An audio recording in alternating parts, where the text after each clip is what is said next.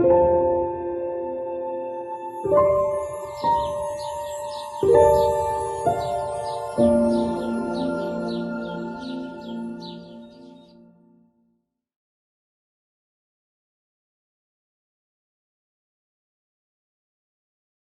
vous salue tous ainsi que ceux qui viennent d'arriver. À vous aussi qui êtes sur Zoom et que je ne vois pas. Mais en tout cas, je vous souhaite déjà une bonne journée de sabbat sous le regard de Dieu et prions pour que cette journée soit instructive pour chacun d'entre nous. Alors je vais vous inviter à vous mettre à genoux et on va faire une prière silencieuse pour commencer.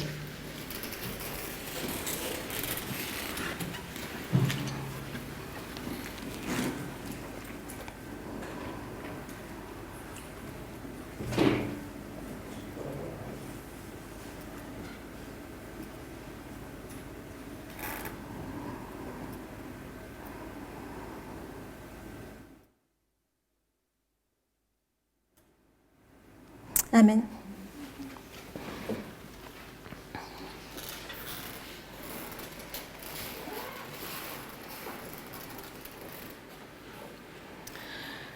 Alors depuis quelques mois et 2 ans à peu près maintenant, nous nous rencontrons régulièrement au Hash Center pour parler du sujet de la loi du dimanche.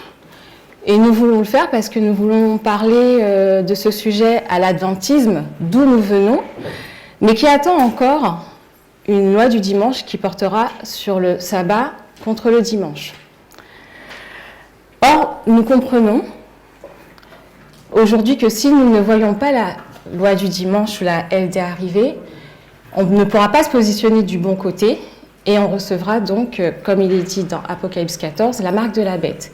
Donc c'est vraiment un enjeu vital pour chacun d'entre nous et pour l'adventisme, encore une fois, je répète, mais d'où nous venons et où nous connaissons énormément de personnes, il est important que nous puissions donner ce message pour pouvoir alerter et permettre qu'un maximum puisse être prêt. Nous comprenons en fin de compte, depuis que ce message est développé, que non seulement le sujet de la loi du dimanche ne portera pas sur le sabbat dimanche, mais qu'il portera sur le genre, ou autrement dit, le féminisme radical. Et ce message, en fin de compte, c'est la méthodologie qui nous a permis de pouvoir le comprendre. Aussi, ce que je vais vous proposer aujourd'hui, c'est de pouvoir, dans un premier temps, faire un récapitulatif de ce que nous avons vu au cours des 2 derniers séminaires du Hash Center, qui ont couvert particulièrement 2 histoires où il y a eu une LD, et ce qui nous a permis de comprendre pourquoi dans notre histoire, on aura une LD, mais qui ne portera pas sur le même thème. Donc, on fera ce récapitulatif. Ensuite, nous aborderons la naissance et le développement d'un des acteurs qui va jouer un rôle important, mais on comprend que ce ne sera pas le seul acteur. Et là, je fais référence à la droite chrétienne dont la majorité morale fait partie. Donc, nous en avions commencé à en parler la dernière fois. Donc, aujourd'hui, nous allons répéter et élargir cette partie. Et ensuite, avec Michael, nous verrons en fin de compte comment la droite chrétienne s'est alliée avec différents présidents ou comment ils ont pu interagir dans ce développement qui va nous emmener à la loi du dimanche. Et cet après-midi, nous verrons aussi une période particulière de temps, 2014 à 2016, que nous disons être une période de LD, ou la période de la LD. Donc voilà un peu comment ça va se dérouler aujourd'hui. Donc, en septembre et en décembre, nous avons eu 2 séminaires avec Elisa, Chimène et Muriel, qui ont porté en fin de compte sur l'Israël moderne, avec les 2 premières dispensations dans lesquelles on a vu 2 lois du dimanche. Donc, pour pouvoir remettre vraiment en place la méthodologie pour que le sujet d'aujourd'hui puisse vraiment prendre appui sur ce qu'on a vu avant et que vous puissiez comprendre le déroulé, on va un peu replacer les choses. Donc, basé sur le chapitre 25 de la tragédie des siècles, qui s'intitule, en tout cas en français, « L'imitabilité de la loi de Dieu », et Apocalypse 14, qui est en fin de compte le chapitre qui porte sur le message des 3 anges, nous comprenons de ce qu'Ellen White dit que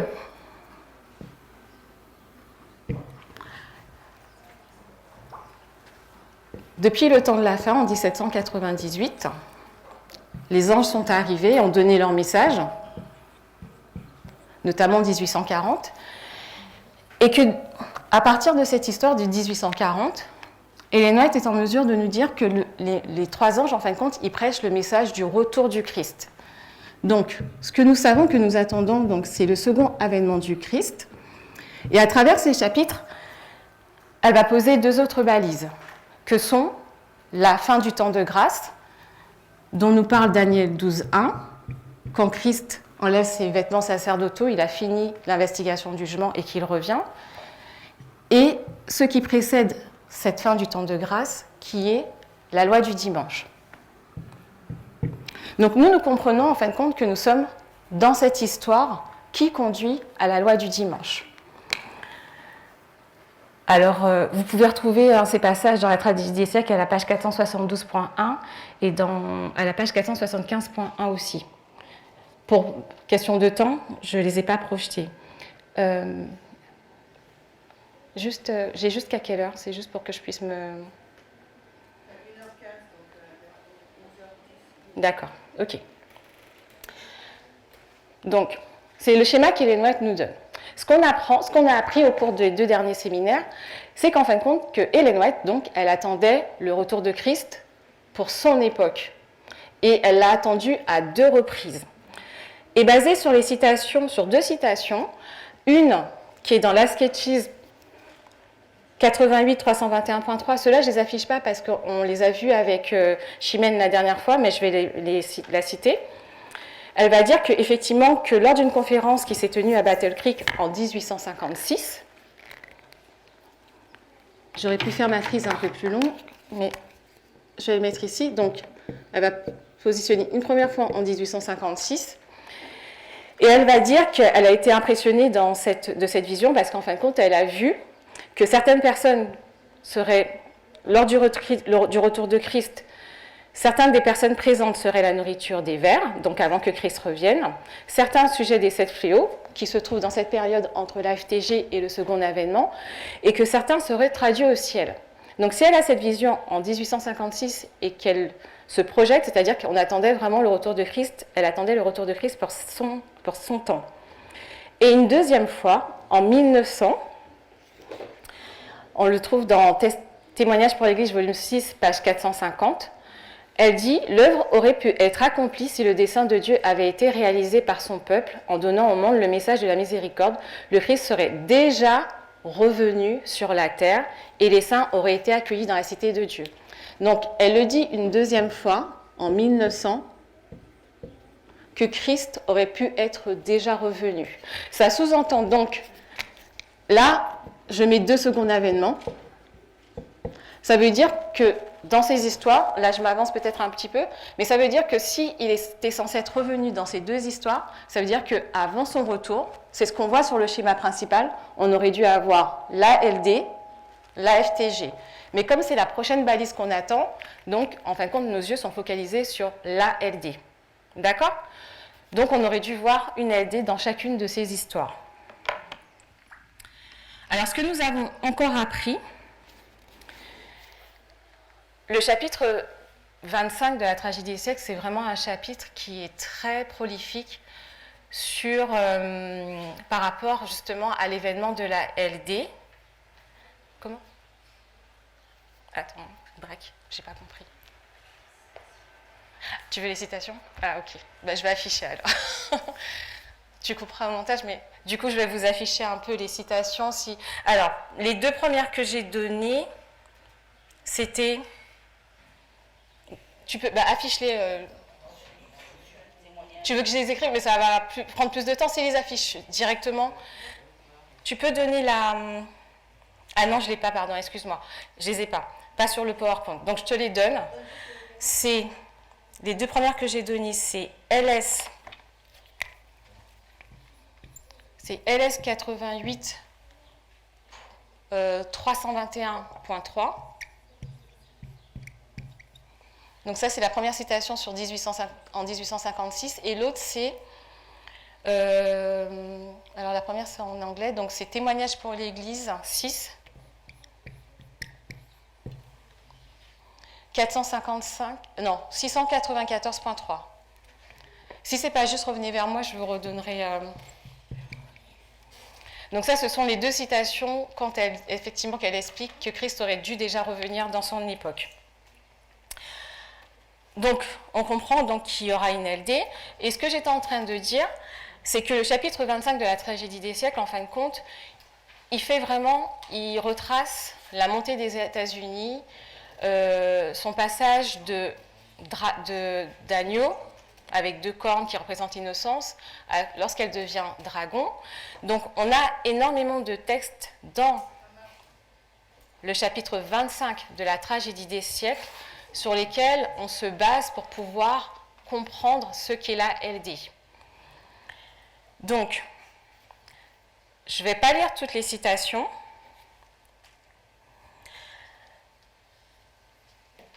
Mais ce que je voulais poser avec vous là, ce sont les caractéristiques de la LD que vous en rappeliez par rapport à notre histoire. Ça, c'est important qu'on puisse les rappeler.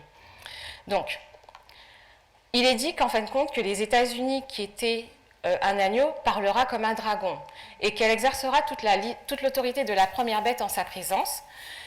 Et on dit que cela annonce en fin de compte l'apparition d'un esprit d'intolérance et de persécution analogue à l'esprit qui s'était manifesté par le léopard et le dragon. Donc la Rome païenne et la Rome papale.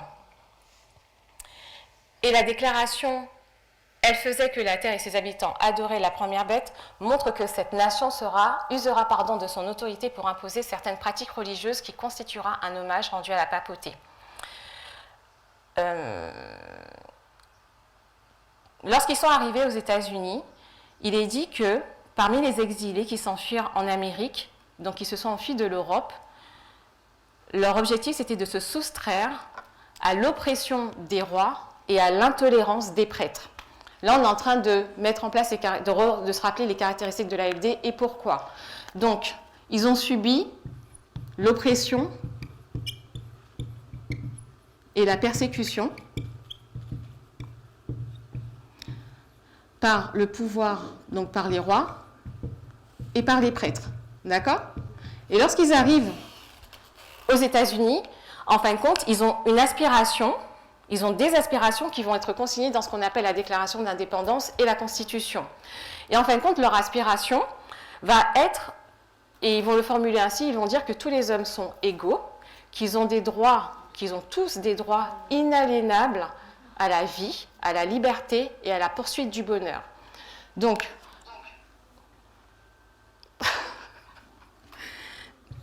dans la déclaration d'indépendance et dans la Constitution,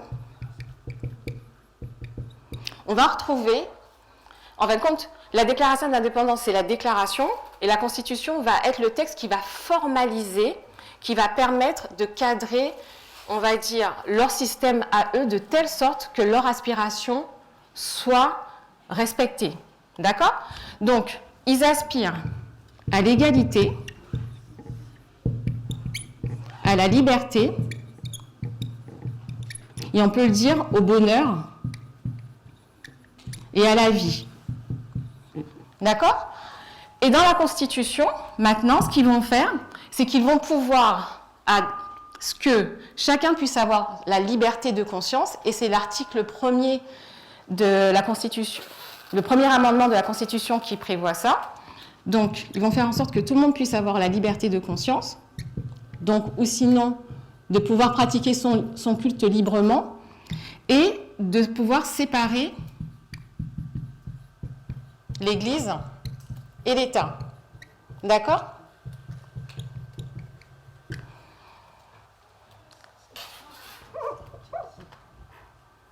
On va mettre séparation de l'Église et de l'État. Et le dernier point dont il est fait mention, pas le dernier point, mais que je veux mettre ici, c'est que pour pouvoir éviter qu'ils puissent se retrouver sous l'oppression d'un roi ou des prêtres, ils vont mettre en place, et c'est ça la base de la Constitution, de la Déclaration d'indépendance, mais aussi des États-Unis, ils vont mettre en place, je vais le mettre ici, ce qu'on appelle le républicanisme et le protestantisme. Le protestantisme, non pas la religion protestante, mais le principe d'avoir sa liberté de conscience et de pouvoir s'exprimer, d'accord? Et le républicanisme, c'est ce système d'État qui est basé non pas sur un droit divin ou sur l'héritage par le sang, mais qui est basé par le fait qu'on puisse voter, on puisse choisir ses représentants, d'accord? Donc, ce que je vais faire, c'est que je vais effacer ça et je vais juste remettre, garder que le principe que met en place les États-Unis et c'est ce principe-là qui va être justement, qui vont être enlevés. C'est ça le principe de l'ALD, c'est que ils vont chercher à mettre en place l'égalité, la liberté,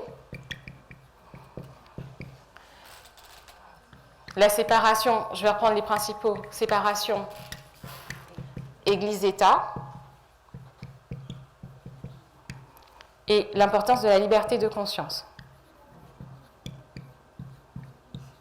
Ce qui veut dire que lorsqu'une loi du dimanche est mise en place, toutes ces choses sont annihilées, sont mises de côté. Alors, on verra que dans certaines histoires, ça n'ira pas jusqu'au bout, mais on va voir comment ces principes ils vont être touchés quand ils vont commencer à toucher à la question de la séparation Église-État et à la liberté de conscience. OK? Donc, on gardera juste les caractéristiques, le principe qui fonde les États-Unis et qui va être remis en cause à l'ALD.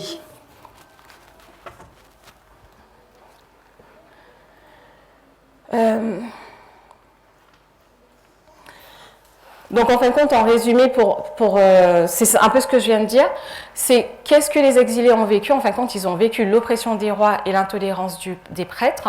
Ce qu'ils ont voulu, c'est de pouvoir avoir la liberté et l'égalité. Et comment ils ont fait pour garantir ça? Ils ont mis en place le républicanisme et le protestantisme grâce à la Déclaration d'indépendance et la Constitution. Donc, ça, c'est les principes de l'ALD. Donc, tout à l'heure, je vous ai dit que Ellen White, elle attendait le retour de Christ dans son histoire. Et ce qui fait la première histoire que vous connaissez tous, c'est celle de 1888. C'est celle que l'adventisme a en tête.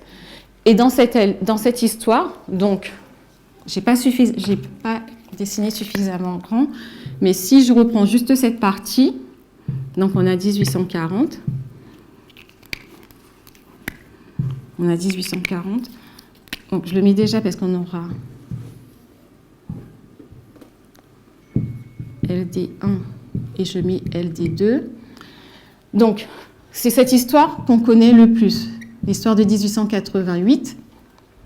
Et dans cette histoire, en fin de compte, rapidement, on le fait rapidement, on a vu que le thème, c'était donc l'adoration, qui a voulu être imposé par les protestants, et que en tant qu'acteur, donc, il représentait l'Église qui cherchait à s'allier à l'État pour pouvoir opprimer une minorité en leur enlevant leur liberté de conscience, et que de ce fait, il ne les traitait plus de façon égale, puisque ils étaient considérés comme des minorités. Ça, c'est dans l'histoire de 1888. Ce qu'on a vu... Ça, c'est l'histoire qu'on a vue dans les séminaires précédents. Et on a vu qu'il fallait absolument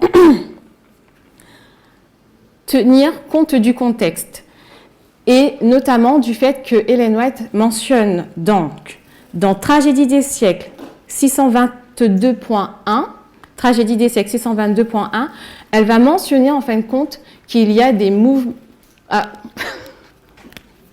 Alors, Tragédie des siècles 622.1, Elle va mentionner qu'il y a des mouvements en cours. Il y a maintenant des mouvements en cours. Ça nous donne deux informations. C'est que il y a des acteurs particuliers qui sont en train d'agir en faveur de l'ALD, il faut les reconnaître. Et le deuxième point, c'est que c'est circonstanciel, maintenant. D'accord? Donc au moment où on est dans une LD, il faut pouvoir reconnaître les acteurs et comprendre que ce sont les acteurs pour cette période.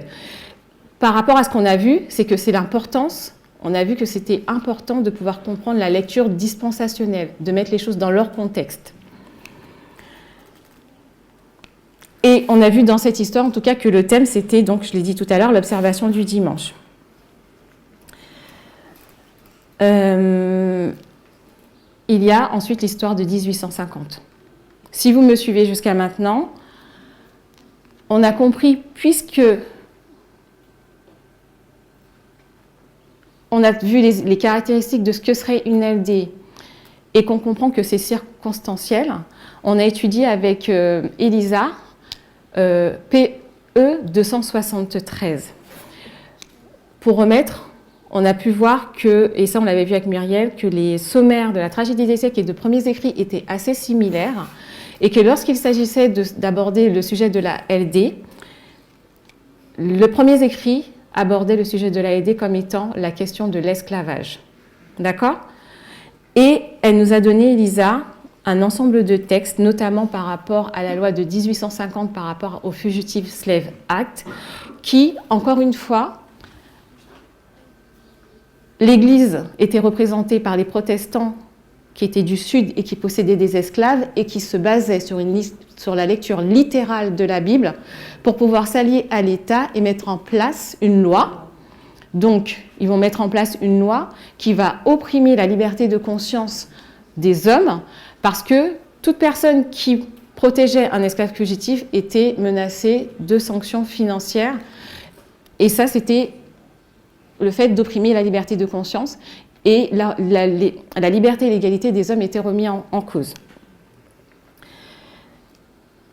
Après avoir donc déterminé qu'il y avait eu deux LD avec les caractéristiques similaires, mais avec des thèmes différents, on a commencé à voir avec Muriel et avec Chimène au dernier séminaire le thème de notre LD et comment on y arrivait. Et là, je trouve que c'est vraiment important de souligner la question de la méthodologie parce que c'est vraiment la méthodologie qui nous permet de comprendre notre thème pour notre histoire. Donc pour cela, Muriel nous a permis de voir une comparaison et un contraste entre donc, la ligne de l'esclavage et la ligne du patriarcat. Donc, elle a fait vraiment un développement en partant depuis la Genèse, où on avait l'égalité, et où, après le péché d'Ève et la malédiction qui s'en est suivie, il y a eu un rapport justement de dominant à dominé entre les hommes et les femmes. Et elle va montrer comment, en fin de compte, au cours de l'histoire, de cette histoire de progression, les femmes n'étaient pas dans l'alliance, par exemple, avec Abraham, à travers la circoncision. Les femmes n'étaient pas reines. Mais après, que quand on arrive à l'époque de Christ, les femmes commencent à pouvoir entrer dans l'alliance.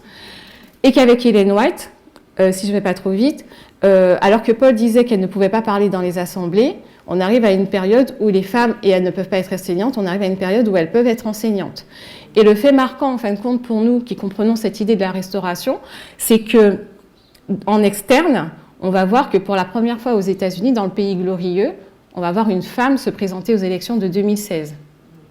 Alors, j'ai été trop vite parce que j'aurais dû commencer par l'histoire de l'esclavage, mais il en est de même en fin de compte. Avec le péché de Cham qu'on trouve dans Genèse 9, on va voir tout un déroulé aussi qui va passer. Donc, conséquence de la malédiction de Cham, l'esclavage, son peuple va devenir esclave. Dieu va codifier l'esclavage, Abraham va maintenir l'esclavage, mais en prenant soin des esclaves. Et on va voir qu'au fur et à mesure, les choses vont commencer, mais à des dispensations différentes, à évoluer. Paul, effectivement, n'abordera pas l'esclavage, mais il dira quand même au maître d'Onésime de prendre soin, à chaque fois j'inverse. En tout cas, oui, c'est ça, au maître d'Onésime de prendre soin d'Onésime, voilà. Mais par contre, lorsqu'on arrive à l'histoire d'Ellen White, elle va clairement dire que ce que Dieu avait institué, Elle ne le dit pas par rapport à Dieu, mais par rapport à ce qui se pratique, que c'est un péché, que c'est une abomination.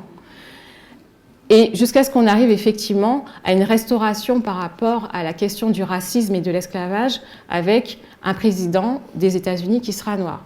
Donc c'est ce qu'on a vu avec Muriel, mais la question c'était vraiment de voir la restauration, parce qu'une fois qu'on a compris que puisque il y a un développement dispensationnel de la question du racisme, il y a forcément aussi un développement dispensationnel du patriarcat qui emmène le patriarcat à sa fin.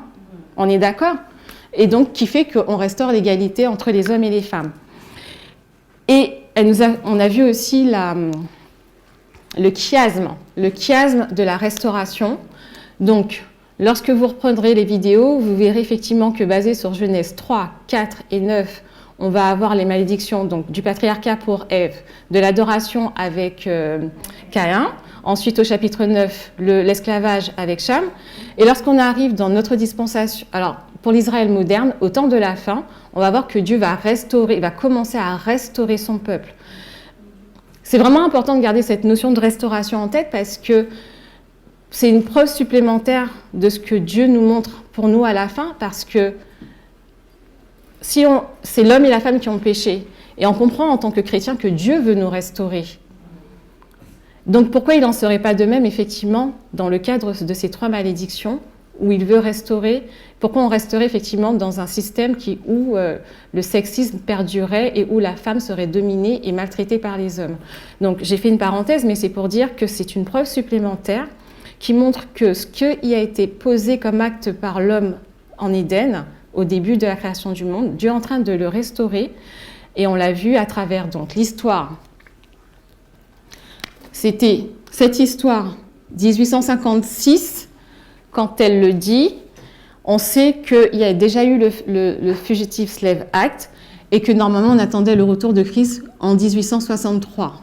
D'accord? Donc ça, c'est dans cette histoire que l'esclavage sera on va dire que alors je ne peux pas dire l'esclavage restauré, mais en tout cas que le problème de l'esclavage sera résolu et qu'il sera considéré comme étant non avenu. Dans l'histoire de 1900, quand elle dit que Christ aurait dû être déjà revenu, on est dans l'histoire où il y a une LD qui portait en 1888, qui portait sur l'adoration. Donc là, on voit la restauration, effectivement, de la compréhension de la liberté de conscience à travers le jour d'adoration qu'est le sabbat, le jour que Dieu a institué.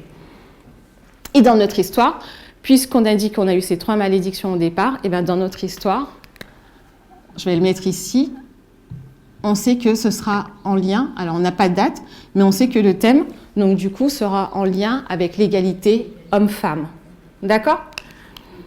Donc, hormis vraiment tout le développement que je fais, c'est vraiment la question de la méthodologie qui est important à prendre en compte avec l'importance de la lecture dispensationnelle pour qu'on puisse ne pas oublier de mettre un texte dans son contexte et qu'on puisse ainsi voir une des choses qu'Ellen White dit, c'est qu'effectivement, que quand la LD arrive, elle doit être agitée avant. Donc, il faut que dans chacune des histoires aussi, on puisse voir ce développement des acteurs. Et c'est à ce que ça nous emmène aujourd'hui, c'est qu'une fois qu'on a posé le thème pour notre LD, pour notre histoire, maintenant, il s'agit pour nous de voir comment elle va être agitée et comment on peut la voir arriver. Donc, identifier les acteurs et voir comment ça va se passer. Alors,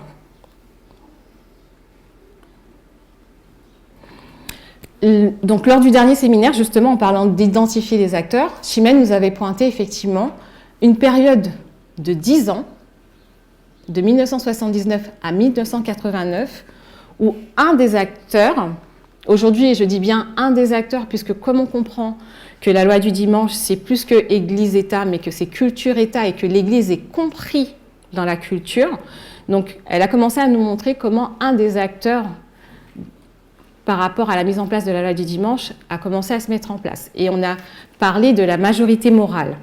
D'accord ? Le contexte dans lequel la majorité morale s'est mise en place.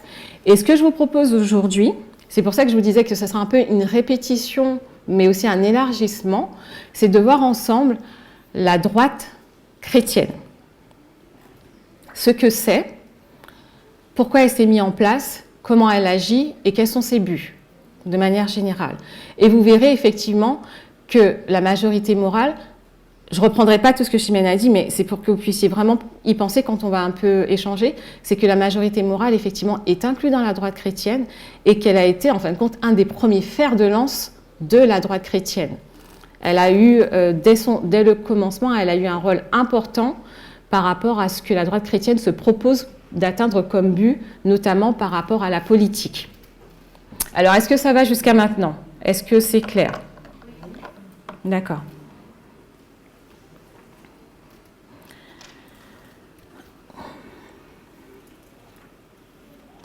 Donc, on va aller. Alors, pour cette partie, je me suis basée particulièrement sur, et je pense que Michael aussi, ce sera le cas pour sa présentation, hein. On s'est particulièrement basé sur un livre qui a été édité en 2022 dans les éditions Le Croquant, par un auteur qui s'appelle Mokhtar Ben Barka. Alors, je peux l'écrire si vous voulez, comme ça, si vous voulez le retrouver sur Internet. Alors.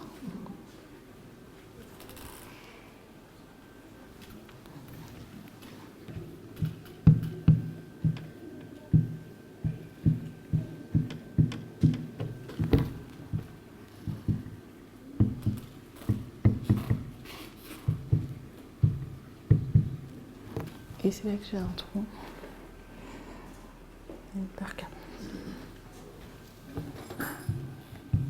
Voilà, donc c'est l'auteur du livre. Donc, Mokhtar Ben Barka, en fin de compte, c'est un professeur de civilisation américaine à l'Université Polytechnique de Valenciennes. Et en fin de compte, il va, dans le livre dont on s'est un peu servi, faire retracer en fin de compte la droite chrétienne. Le titre, concrètement, c'est la droite chrétienne américaine des origines à nos jours. Donc, comme je vous ai dit, il a édité en 2022 ce livre. Donc, ça veut dire qu'il couvre... C'est l'intitulé du livre que je viens de donner, oui. La droite chrétienne américaine. Ça, c'est le titre. Le sous-titre, c'est des origines à nos jours.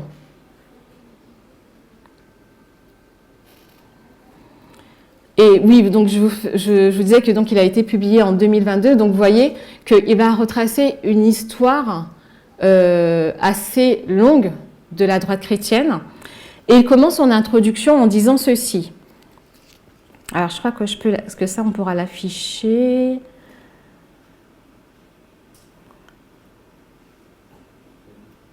Alors c'est la diapo 14.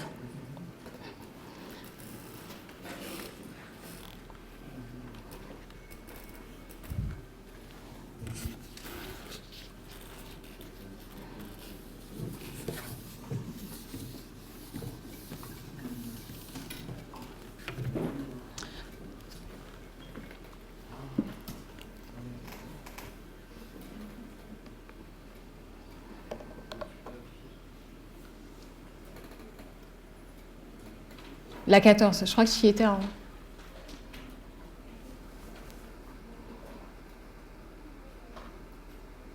Tu peux la mettre en diaporama directement? Parce que ça devrait, après, ça devrait se suivre. C'est juste pour que ce soit un peu plus...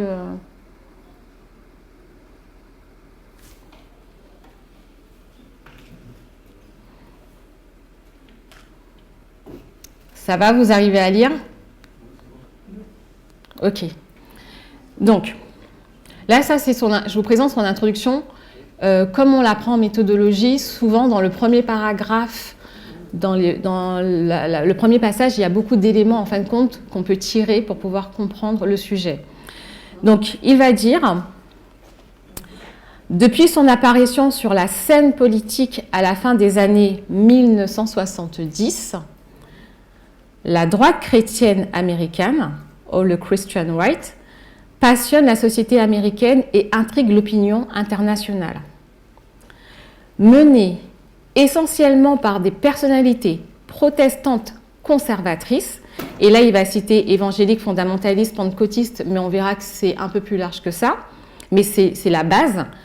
Cette vaste coalition politico-religieuse a acquis au fil des décennies un poids et une influence considérables, si bien qu'elle s'impose aujourd'hui. Donc aujourd'hui, il écrit en 2022, donc on est dans la période en tout cas proche 2022-2021, comme une force électorale incontournable à laquelle les grandes formations politiques, et pas qu'une formation politique, mais les grandes formations politiques du pays, doivent compter.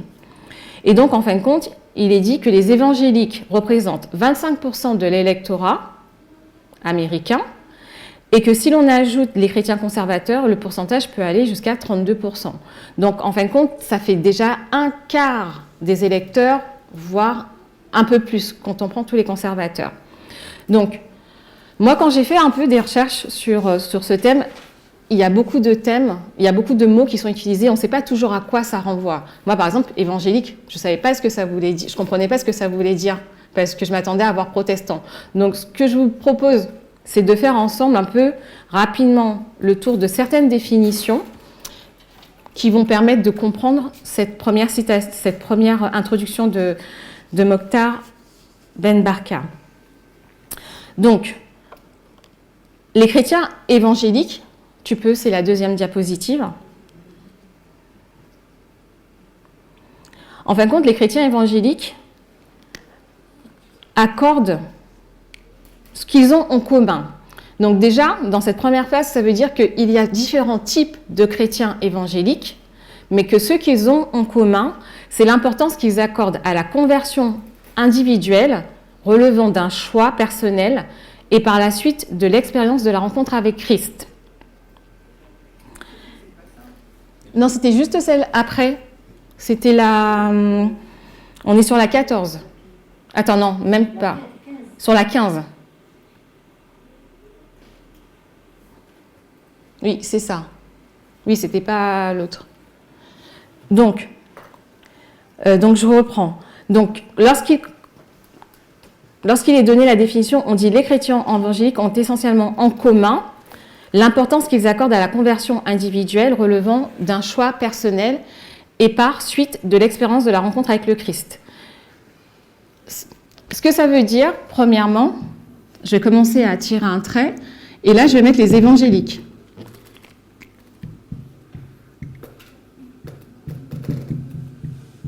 Ça veut dire qu'ils distinguent les évangéliques de d'autres chrétiens, d'accord?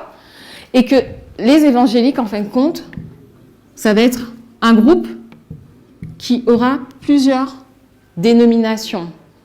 Parce qu'ils disent que ce qui regroupe le point commun de tous ces évangéliques, en fin de compte, c'est qu'ils accordent une importance à la conversion et à la rencontre personnelle avec le Christ. Ça va se manifester donc par la conversion, un changement de vie, donc c'est ce qui est écrit sur la diapo, et par une relation individuelle avec Christ, par la prière, par la Bible. Et donc, un terme qu'ils utilisent beaucoup souvent, parce que vous allez l'entendre, donc souvent ces chrétiens évangéliques sont considérés comme des born again, des nés de nouveau. D'accord? Donc cette définition sous-entend qu'on a d'autres chrétiens qui ne sont pas évangéliques et qui ne passent pas par ce processus. Et eux ne sont pas considérés comme des chrétiens évangéliques. Et donc je vais déjà vous les mettre. Ce sont plutôt ce qu'on appelle des chrétiens traditionnels, traditionnalistes. Je dis plutôt traditionnels ou ce qu'on appelle des mainstream. C'est des protestants en général. D'accord? Est-ce que c'est clair? Donc, ce qui va être donné dans la prochaine définition, je crois qu'il faut que tu ailles sur la diapositive 16.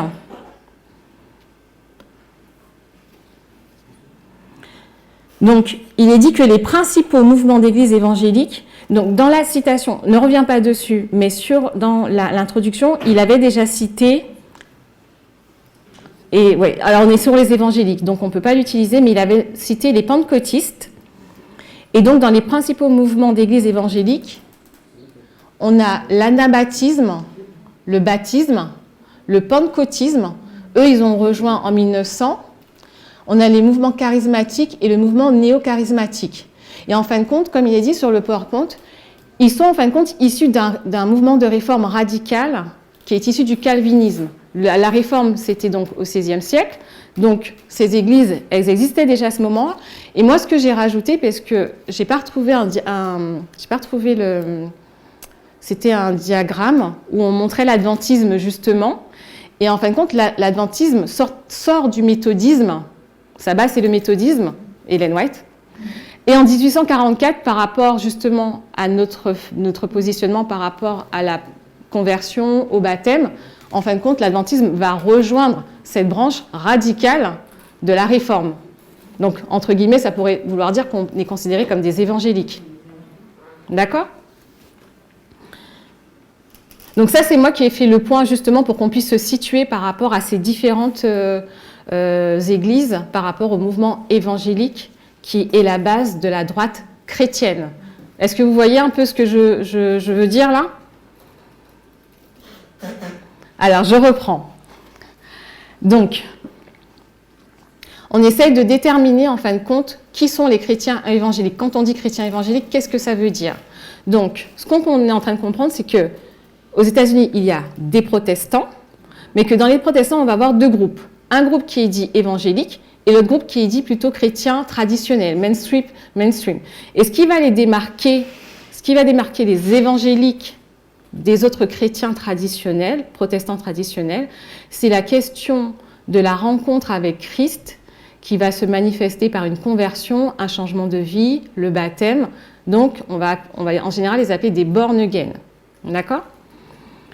Et ce que, là, on est en train de voir, on était juste en train de mettre un nom sur ces différentes congrégations religieuses qui comprennent ce groupe qu'on appelle les évangéliques.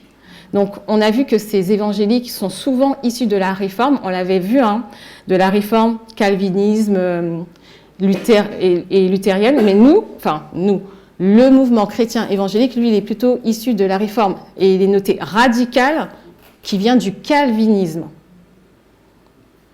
Ça va ? Et l'adventisme, en fin de compte, en 1844, va rejoindre cette partie réformée radicale dans la partie des évangéliques, au vu de ce que nous professons, notamment si on reprend ce qu'elle a dit, qu'on a donné comme définition, la question de la rencontre avec Christ, de la conversion, du changement de vie et le baptême. Donc ce sont des choses, en fin de compte, qui sont communes chez les adventistes. On est d'accord ? Ok. Mais en plus de ça, comme le dit la deuxième partie, au sein des églises, donc il faut faire attention parce que dans les églises, dans la tendance évangélique, non, je vais reprendre, ce sera mieux dit, il existe une tendance évangélique au sein des églises protestantes traditionnelles. C'est-à-dire qu'ils vont dire que dans ce groupe-là aussi, certains vont avoir une tendance évangélique. Ils ne sont pas définis comme évangéliques, mais ils vont avoir une tendance. N'oubliez pas, on est en train de déterminer qui fait partie de la droite chrétienne. Et effectivement, ce n'est pas évident parce qu'on ne peut pas dire juste c'est ça et c'est bon. Non, il peut y avoir des nuances. Il y a beaucoup de nuances d'ailleurs et beaucoup de groupes qui vont composer la droite chrétienne.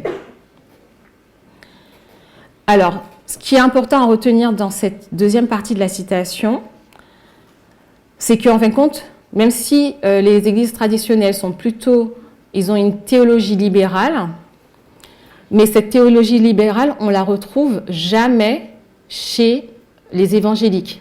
Eux, ils sont plutôt une théologie conservatrice, fondamentaliste, voire modérée, mais jamais une théologie libérale. Donc c'est vraiment ce qui distingue aussi, on peut rajouter les églises traditionnalistes des églises fondamentalistes et évangéliques. Donc, dans son introduction, donc là on vient un peu de faire le point sur ce qu'étaient les évangéliques, mais il va aussi parler des fondamentalistes. Alors, c'est la diapo.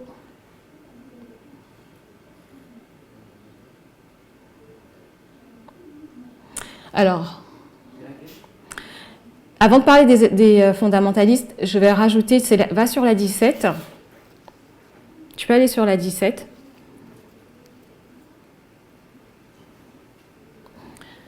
Donc, c'était un peu ce que je venais de dire dans la définition. Donc, ils disent que, outre donc, les chrétiens, non, tu peux revenir sur... outre les protestants évangéliques, on va compter dans la droite chrétienne, donc des protestants donc, qui viennent de cette partie-là, et de diverses dénominations, mais ce seront des protestants qui auront un peu cette tendance évangélique, comme on a dit tout à l'heure. Donc on peut avoir des luthériens, des presbytériens, des baptistes, des méthodistes, mais qui auront cette tendance évangélique, qui peuvent se rapprocher. D'accord ? Là, on est bien en train de dire qui compose la droite chrétienne. Ça ne va pas être forcément les méthodistes, les baptistes de manière générale, mais ça va être une tendance, ça peut être une tendance chez certaines personnes, chez eux. Et si on reprend l'exemple de l'adventisme, pour que ce soit plus clair, on dit que les adventistes, ce sont des évangéliques, dans ce qui a été défini, mais on sait que dans l'adventisme, il va y avoir plutôt des chrétiens libéraux. D'accord ? Donc, dans une même congrégation, parfois, même si sa définition la positionne dans un cadre particulier, mais on va avoir différentes tendances aussi dans certains groupes religieux.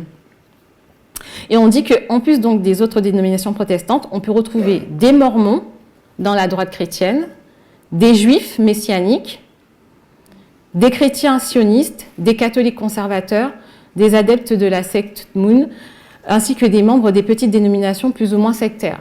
Donc, tous ces autres petits groupes religieux, effectivement, c'est un panel qui peut intégrer la droite chrétienne. Parce qu'à un moment, ils vont se retrouver, en fin de compte, dans certaines choses qui sont prônées par la droite chrétienne et qui va leur permettre de s'agréger à la droite chrétienne. Donc, le fondamentalisme chrétien, en plus des évangéliques, fait partie de la droite chrétienne. Diapo.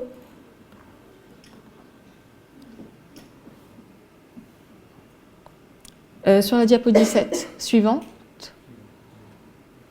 OK.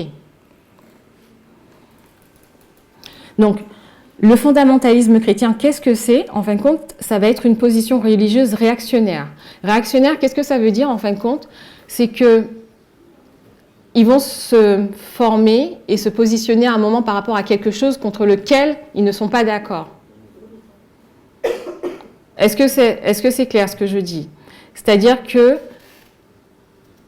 et on verra l'exemple tout à l'heure dans les origines de la droite chrétienne, mais on va prêcher notre évangile, par exemple, on peut prêcher notre évangile, on peut prêcher des principes, mais le fondamentalisme, lui, il va se mettre en réaction par rapport à certaines choses qui vont se mettre en place, mais qui sont pour eux contraires à ce que dit la Bible. Donc, ils vont se former en réaction contre eux.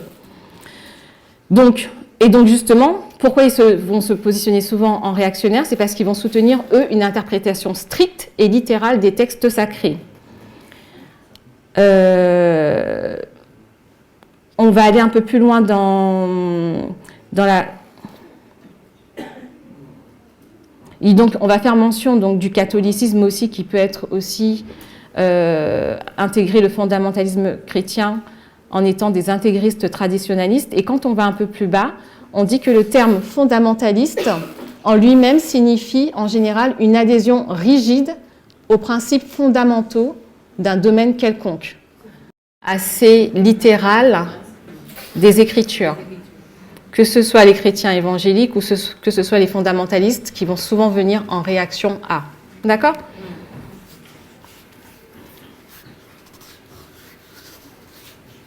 Vous me dites quand je peux recommencer. Ah, c'est bon, pardon ? Il me reste 15 minutes ?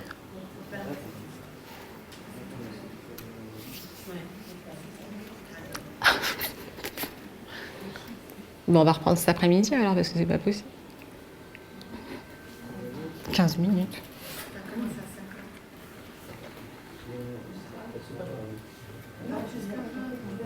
Je vais jusqu'à 20 ?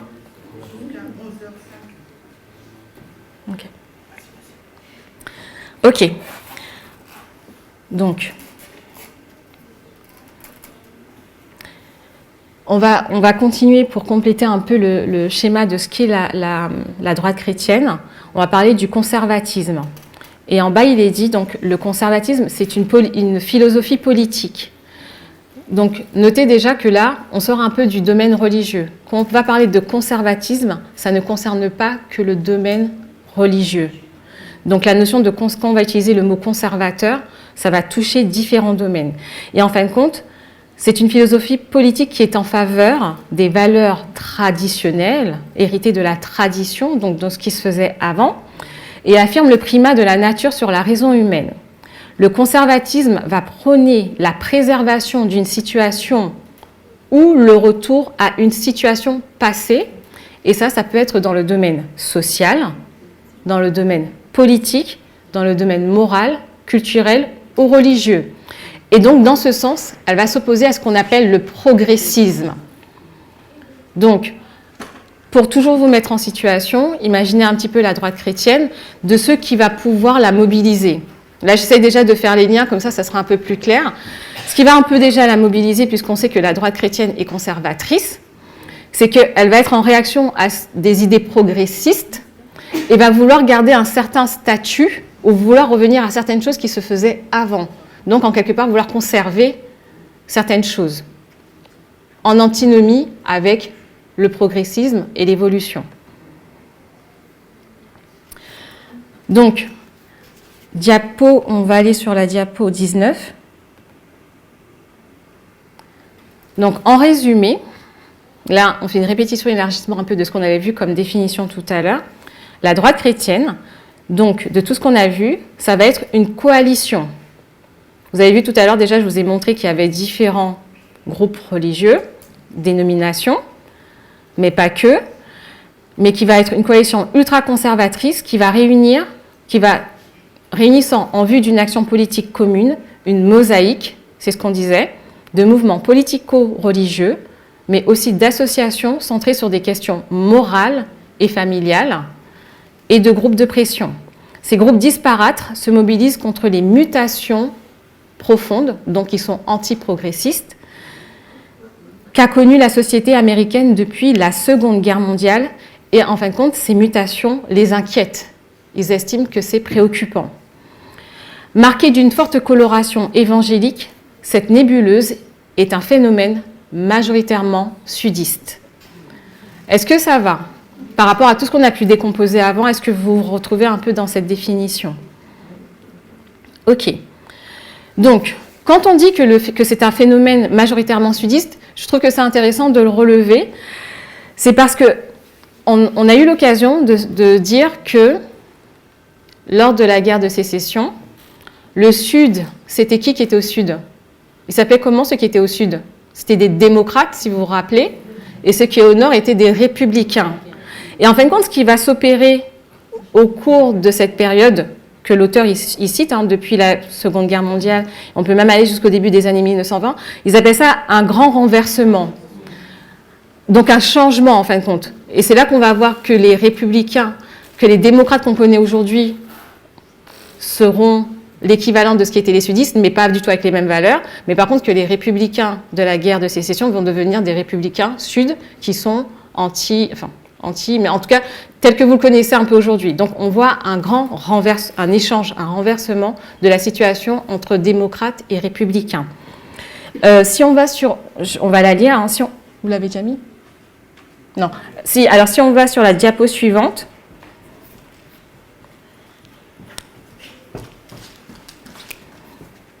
voilà. Donc, ce qu'on va retenir, non, c'est pas celle-ci. C'est la 20.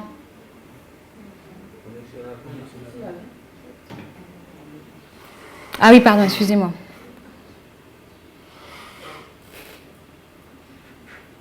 Ok, je pense que j'ai... Alors celle-ci, je ne l'ai pas mis, d'accord. Donc, c'est pas celle-ci, mais je vais vous la dire rapidement. C'est juste pour vous mettre le contexte dans lequel il y a eu ce changement, ce grand renversement. En fin de compte,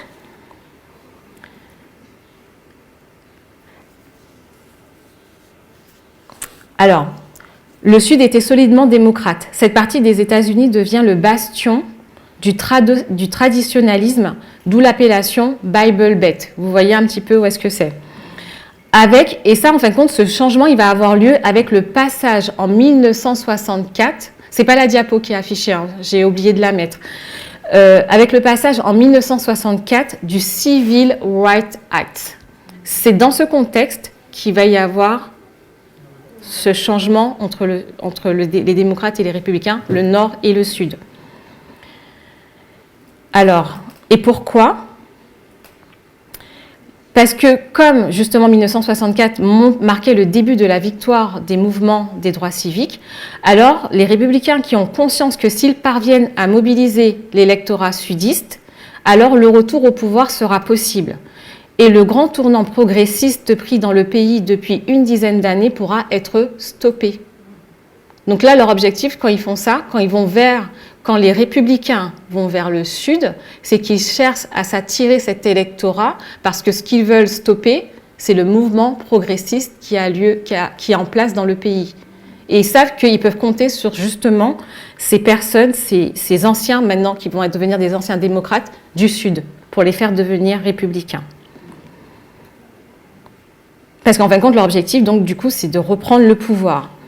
Et on dit donc c'est pourquoi certains jeunes activistes républicains vont œuvrer à la mise en place de la droite chrétienne et à son développement.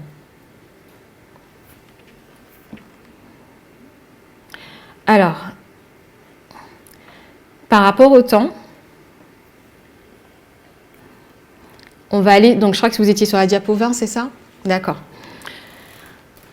Je vous avais dit qu'on allait aussi, donc dans cette citation, ce qu'on va voir, c'est que la droite chrétienne, elle va évoluer dans le temps, aussi bien qu'elle est disparate, mais aussi elle est évolutive. Et donc, la citation nous dit, partant d'un petit noyau assez dur, un noyau dur et assez peu représentatif, donc ça c'était au début, la droite chrétienne n'a cessé d'étendre ses ramifications par cercles concentriques jusqu'à très loin sur l'échiquier politique. Donc, aux organisations aussi connues que le Focus on the Family qui a été créé en 1977, l'ex-majorité morale qui a eu son existence de 79 à 89, Family Research Council en 81, le Christian Coalition en 1989 ou encore Faith and the Freedom Coalition en 2009, va s'ajouter une multitude de petits groupes locaux qui eux-mêmes conduisent de temps à autre quelques scissions, souvent en désaccord les unes avec les autres. Donc, avant de lire la suite, ce qu'il faut qu'on retienne en fin de compte, c'est ce que je vous disais tout à l'heure, de comprendre que la majorité morale était inclue dans la droite chrétienne, mais qu'elle n'était pas le seul organisme. Et qu'au début, en fin de compte, ça a été des petits groupes plutôt...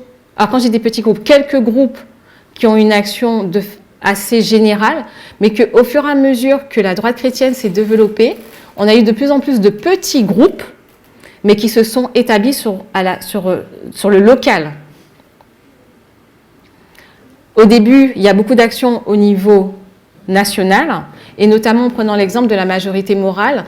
Ce qui a fait la force de la majorité morale, c'est que Jerry Falwell, il a pu, au sein de cette majorité morale, réunir différents télé-évangélistes des États-Unis. Ils se sont servis de moyens de communication nationaux pour pouvoir répandre leur message. Et ça leur a permis de pouvoir atteindre justement leur objectif en nommant les premiers présidents, Reagan et Bush. Mais ensuite, la limite de ces mouvements, c'est que ça peut ne pas toucher tout le monde au plus proche. Donc, ce qui va se passer, c'est qu'au fur et à mesure que la droite chrétienne va se développer, elle va se développer parce que d'autres groupes vont naître, et on a dit que c'est très divers et varié, et qui vont avoir une assise de plus en plus locale. Donc, le cercle qui était très restreint au début va s'étendre dans leur action. OK ? Alors, la droite chrétienne, donc on l'a dit, c'est un mouvement, une mosaïque, c'est kaléidoscopique, qui ne cesse de bouger, qui n'a pas de statut juridique et qui n'a pas de porte-parole officielle. Et qu'elles sont indépendantes entre elles, même si elles vont travailler à des buts communs. Donc, en fin de compte, même s'il y a un groupe qui meurt, et ça a été, vous avez vu, le cas de la majorité morale 79-89, mais 89, on va avoir la coalition, la Christian Coalition qui va naître. Donc, il y a toujours un groupe qui va renaître pour pouvoir remplacer un autre.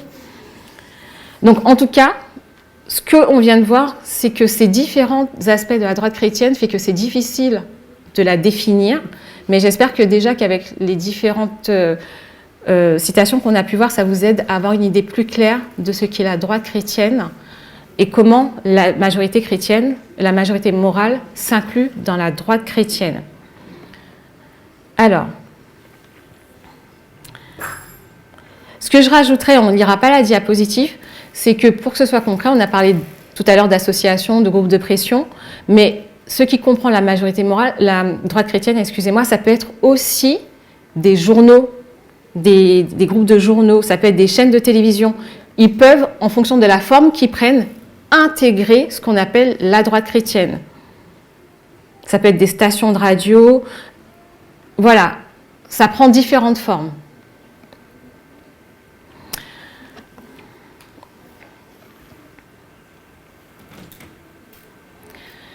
Donc là, on va parler de la raison pour laquelle, ce qui va susciter la droite chrétienne, mais je crois que vous l'avez déjà compris, puisqu'on a parlé beaucoup d'une réaction anti-progressiste contre le progrès par rapport à un positionnement plutôt conservateur. Chimène en a longuement parlé la dernière fois, donc là, ça va être une répétition. On peut aller sur la diapositive, je vais vous dire... Ou peut-être pas.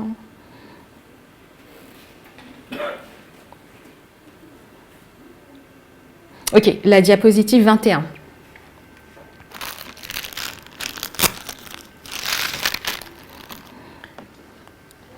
Alors, il est dit, ces groupes disparates se fédèrent autour de causes communes telles que le combat contre l'avortement, le mariage entre personnes de même sexe, les droits des personnes LGBTQ, l'éducation sexuelle, les recherches sur les cellules souches, l'euthanasie et plus généralement la sécularisation de la société. Dans le même temps, ils luttent pour le renforcement des valeurs familiales traditionnelles, le rétablissement de la prière et la promotion de l'enseignement du créationnisme dans les écoles publiques ainsi que la défense des libertés religieuses. Donc ça, on avait vu avec Chimène la dernière fois, parce que c'est vraiment les mêmes circonstances qui sont à l'origine de la création de la droite chrétienne de manière générale et de la majorité morale.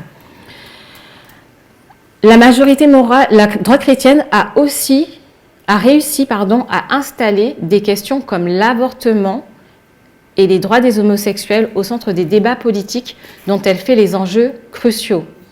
Depuis les années 1980, rares sont les campagnes électorales qui se permettent de passer sous silence les thèmes qui tiennent à cœur aux tenants de la droite chrétienne.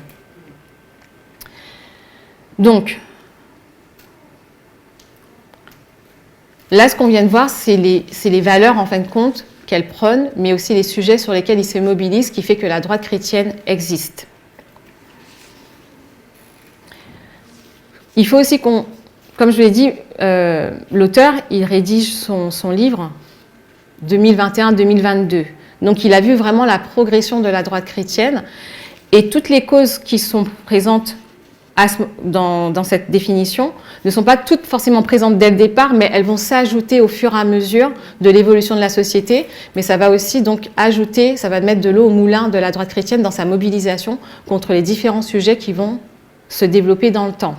En sachant que dans le contexte historique, les années 1960-1970 ont vraiment été des années de développement très progressiste aux États-Unis. Donc, sous la présidence de Carter, j'oublie l'autre président, si on remet, puisqu'on n'aura pas le temps de revoir tout, mais on l'avait fait un petit peu avec Chimène déjà, vous avez différents mouvements qui vont se développer. Et si on parle des 3 mouvements que vous connaissez, que sont donc le féminisme, la deuxième vague du féminisme, le mouvement pour les droits des homosexuels et les droits civiques, ce sont des mouvements, en fin de compte, qu'on situe dans ces périodes. Donc, si on reprend rapidement, pour les personnes LGBTQ, les homosexuels, 1969, Stonewall. Là, on ne va pas être forcément sur du droit tout de suite, mais on va être sur une manifestation, une rébellion, et en fait compte, un positionnement qui demande à être reconnu, à pouvoir, notamment, pouvoir avoir une... on appelle ça la marche, la Gay Pride, je crois. On ne sera pas forcément tout de suite sur des revendications au niveau du droit, mais on est sur une rébellion contre une situation dans laquelle ils sont et qu'ils refusent de continuer à qu'on les maintienne. Donc je ne sais pas si c'est clair, mais je pense que c'est des histoires qu'on a déjà vues, mais c'est pour dire que voilà, on est aussi dans ce mouvement qui va après se développer au fur et à mesure et qui donnera des raisons à la droite chrétienne de se mobiliser, parce que là, je nous fixe dans les années 70, donc à la naissance de la droite chrétienne, mais on sait qu'après, ils vont obtenir des droits par rapport au mariage civil, par rapport aussi tout ce qui est le housing, donc tout ce qui est la location des maisons, le fait de pouvoir reconnaître que le partenaire de celui qui est sur le bail puisse aussi bénéficier du bail. Donc ça, ce sont des lois qui vont venir après et qui donneront des raisons à la droite chrétienne de continuer à se mobiliser par rapport donc à la communauté LGBTQ. On a vu quel grand changement. On l'a vu tout à l'heure avec justement le grand renversement des républicains qui vont s'accaparer de la région du Bible Belt avec ces anciens chrétiens et démocrates. Et ça, c'est dans le contexte des droits civiques. Alors, le lien, clairement, en fin de compte, c'est qu'on va comprendre que ces blancs, dans la Bible Belt, ce sont des WAPs. WAPs, ça veut dire white, anglo-saxon, protestant. Et en fin de compte, ce sont ils sont dans le sud, en fin de compte, ce sont des personnes qui, puisqu'ils sont démocrates, c'était des personnes qui étaient pour l'esclavage. Ce sont aussi des personnes qui avaient déjà qui ont des traditions, qui ont ce qu'on appelle des privilèges. Et ce qui se passe, c'est qu'avec le développement des mouvements des droits civiques, ils se voient perdre ces privilèges. Ils voient des lois se mettre en place en faveur des personnes, des minorités. Ils voient leurs impôts augmenter pour pouvoir financer des choses, enfin des programmes en faveur des personnes de couleur. Et donc du coup, réaction par rapport à ça. Donc positionnement du côté de la droite républicaine. Et le troisième groupe qu'on a vu, c'est le féminisme. Alors, c'est vrai que ça, c'est beaucoup plus... Il y a beaucoup plus de choses à dire, d'autant plus que, comme je vous l'ai dit, c'est le sujet de notre loi du dimanche. Donc, je vais prendre quelques minutes pour pouvoir exposer ce point qui va susciter justement la mobilisation de la droite chrétienne et expliquer sa constitution. Avant de donner ce point, je voudrais juste faire une parenthèse. Parce qu'on voulait parler un peu des origines de la droite chrétienne.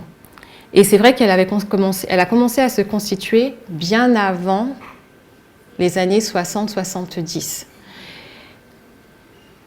On la voit naître, en fin de compte, dans les années 1920.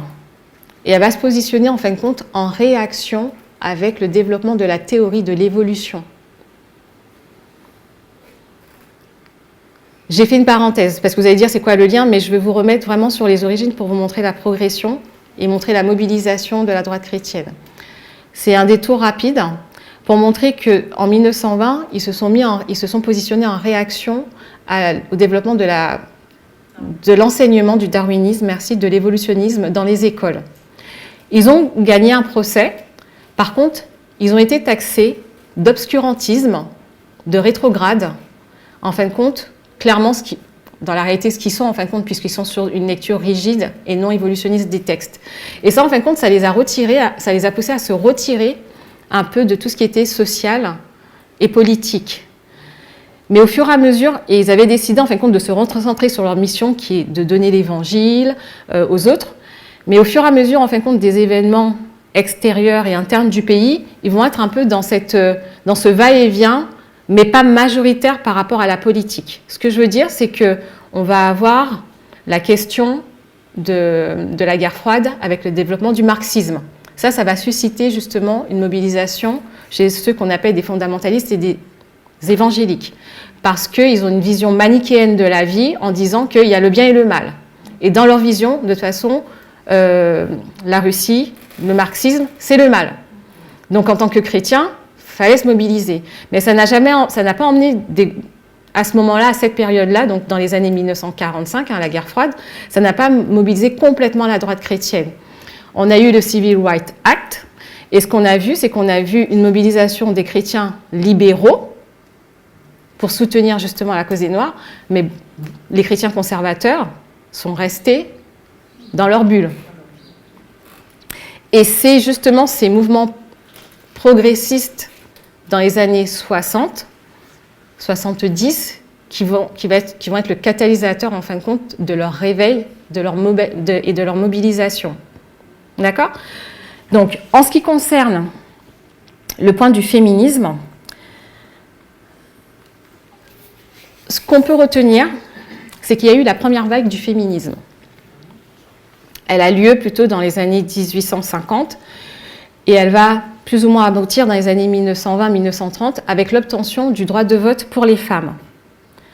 Cependant, ce n'est pas suffisant parce que ce n'est pas ce qu'on appelle l'émancipation. Et au cours, enfin, on a pu le voir déjà, on va avoir 2 femmes. Alors, faut juste que alors je sais qu'il y en a une, c'est Sanger, si ça vous parle, mais j'ai oublié son prénom, donc je vais vous le donner.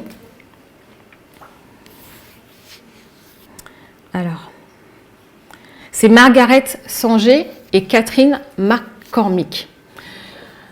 Ce sont 2 femmes qui vont se mobiliser dans ce qu'on appelle la planification des naissances et la contraception. Je vais reprendre. Donc, je vous disais que 1920, les femmes ont une victoire, c'est ce qu'on appelle le droit de vote. Mais ça ne leur permet pas d'acquérir ce qu'on appelle l'émancipation. Et c'est quoi l'émancipation, en fin de compte, dans un système patriarcal ? C'est quoi ? C'est le fait de pouvoir justement enlever ses entraves, sa dépendance donc de pouvoir être autonome en quelque part, et de ne plus être dans un système de dominant-dominé. C'est donc l'émancipation, c'est de leur permettre d'acquérir ce statut d'égalité par rapport aux hommes. Et ça, la première vague du féminisme n'avait pas permis de l'obtenir. Mais par contre, en revanche, ces femmes avaient commencé un travail qui va permettre, en fin de compte, à la deuxième vague du féminisme d'atteindre ces objectifs.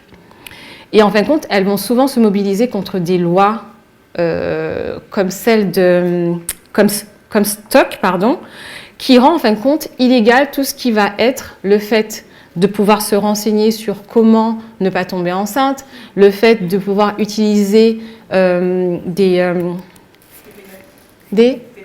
styrénés, merci, ou des diaphragmes, en tout cas tout ce qui peut soit nous enseigner ou soit de façon pratique permettre de contrôler les naissances. Et le grand changement que va emmener justement ces années 60 et tout, c'est que ces lois Comstock, elles vont justement être renversées de plus en plus jusqu'à 1965 où la dernière loi sera rejetée. Et on va voir parallèlement le développement justement des moyens de contraception. La pilule orale, ce sera 1963, si je ne dis pas de bêtises, qu'elles pourront le financer et pouvoir le mettre sur le marché. Et sans que ce soit illégal. On va avoir aussi 1973, Roe versus Wade, c'est ça, 1973, que vous connaissez, mais en fin de compte, qui permet en fin de compte de prolonger cette période pendant laquelle les femmes peuvent pouvoir encore avorter.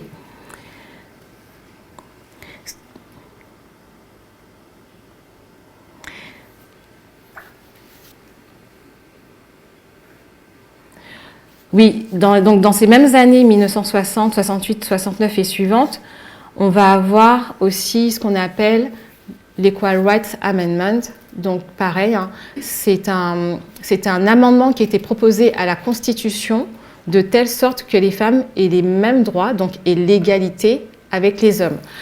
Ce qui sous-entend donc du coup la perte de certaines protections, et ça je vous mets un peu dans le contexte, qui va faire que ça va susciter la mobilisation de la droite chrétienne, et en la personne de quelqu'un qui s'appelle Phyllis Schlafly, qui va se mobiliser parce que, bien qu'étant avocate, c'est une femme qui finalement était après au foyer, et elle voyait en fin de compte tous les avantages qu'on avait à être femme au foyer et qui serait perdue à travers ce Equal Rights Amendment.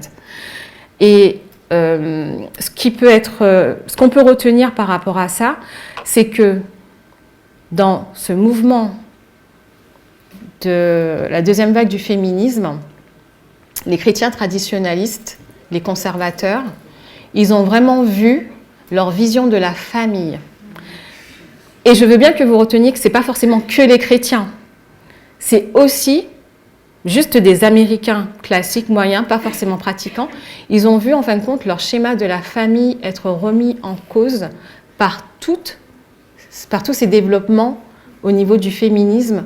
Et je dirais même, on a eu vraiment un féminisme radical parce qu'avec ces femmes, Sanger et, j'ai vraiment pas retenu leur nom, et McCormick, on a vraiment vu le personnel devenir politique. Elles se sont vraiment engagées au vu de leur expérience. Donc on a vraiment vu le développement du féminisme radical pour pouvoir éradiquer le patriarcat dans cette histoire de la deuxième vague du féminisme dans les années 60-70 qui vont emmener en réaction, en opposition, la mobilisation de la droite, de ce qu'on appelle la droite chrétienne. En résumé,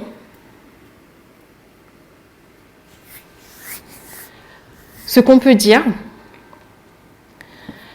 c'est que, alors qu'on comprend que le thème de notre histoire pour notre LD, c'est l'égalité des genres ou le féminisme radical, on voit comment depuis le temps de la faim, dans les 10 ans qui ont précédé le temps de la faim, déjà le sujet était agité, d'accord ? Que les acteurs ont commencé à se mobiliser et que alors qu'ils ont vu justement, alors qu'ils ont vu cette égalité, cette liberté, alors qu'ils ont vu certains groupes entrer en possession de l'égalité, de la liberté, que justement, que cette séparation de l'Église et de l'État a permis à ces personnes d'acquérir ces droits, eux, leur objectif, ça va être de se mobiliser pour pouvoir, dans le cadre de l'union alors de l'Église et maintenant de la culture, faire que ces personnes, à cause de leur vision qu'ils ont en fin de compte de la vie, de leur vision conservatrice, de leur vision religieuse, traditionnaliste, culturelle, ils vont faire en sorte d'intégrer ce qu'on appelle l'État de diverses façons, et on le verra avec Michael tout à l'heure, comment en fin de compte ils vont pouvoir chercher à influencer l'État pour pouvoir, à cause de leur propre vision, remettre en cause cette égalité, cette liberté pour certains groupes de personnes, et en particulier dans le cadre du sexisme et de la domination homme-femme. J'espère que cette révision et en même temps que cette répétition et élargissement vous a été profitable pour pouvoir continuer à avoir des éléments par rapport à ce sujet de la loi du dimanche et de ses acteurs. Ce que je vais vous inviter à prier ensemble. Et voilà.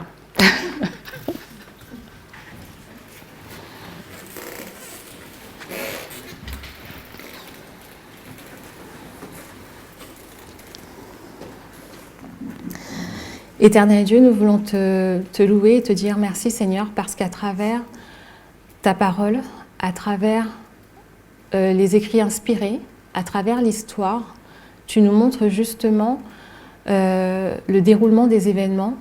Tu nous as donné la méthodologie pour pouvoir asseoir toute cette compréhension, et tu nous permets aujourd'hui de pouvoir partager, de pouvoir échanger, de pouvoir comprendre et de pouvoir approfondir ce sujet qui est la loi du dimanche pour notre génération, afin que nous puissions être prêts lorsqu'elle arrivera. Je te prie afin que ces éléments qui restent assez... il y a énormément d'informations à comprendre et à intégrer, Seigneur, mais je te prie afin que tu puisses rendre nos esprits disponibles, non seulement aujourd'hui, mais aussi au cours des jours à venir, afin que nous puissions continuer à apprendre de ce sujet et qu'il puisse nous rendre à même de pouvoir partager avec les autres, avec l'adventisme d'où nous venons. Ce sont les grâces que je te demande au nom de ton Fils Jésus-Christ et pour ta gloire. Amen.